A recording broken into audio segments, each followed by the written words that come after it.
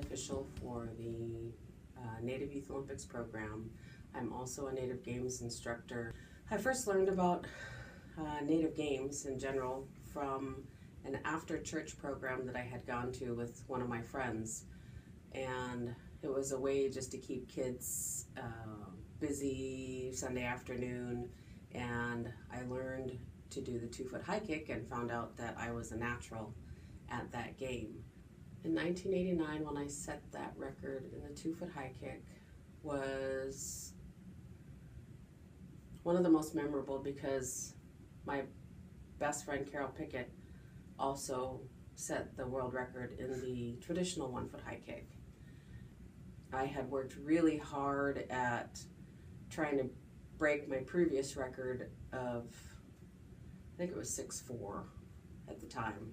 I just remember how happy everybody was because we had all worked together to really push ourselves to get that height and to be able to share that moment with my best friends and share those moments with them we had all worked so hard.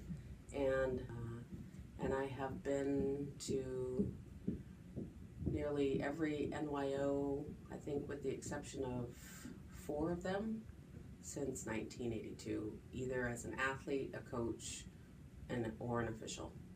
Well, once you get into the games, you immediately become a coach. When you're done competing, of course, at NYO, and you want to be able to continue, when you're passionate about something, you always find a way to stay into that. After moving into an official's position, I eventually was asked to become a head official for the games. Eventually moved into a seat on the World Eskimo and Olympics, and eventually was vice chair and then chairwoman. I'm very humbled to be inducted into the Alaska Sports Hall of Fame. I don't do it for the notoriety. I do it because I love the games. It is nice to be recognized, and I'm extremely honored. These games traditionally teach you not only the survival skills that you needed every day, but they taught you how to work together as a community. And you could not survive traditionally without your community. You had to work together. You had to encourage each other to try harder and go further. So that is passed on through these games. You'll see coaches coaching other athletes, athletes coaching each other to go higher, further, and it's our job as officials and coaches to pass on that sportsmanship to the kids.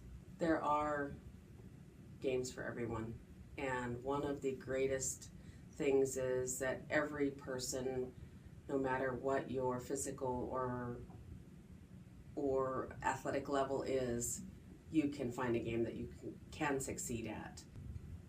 My favorite part about being involved in the games is watching kids who didn't think that they could do it.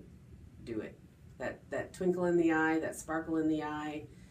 Athletes who have been practicing and working so hard and meeting that personal goal.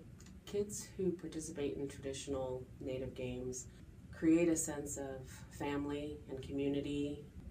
Being able to share that with each other and share that with strangers, it's an amazing thing about traditional Native games. And it doesn't just affect the athletes, it affects all of us, the coaches who get to share in that, and the officials and the spectators who see this amazing event and say, wow, this just really is the coolest thing I've ever seen. You don't see this in everyday sports. You don't see people helping each other. You don't see that sense of community in sports. And I am going to tell everybody I know about this, and that's really special.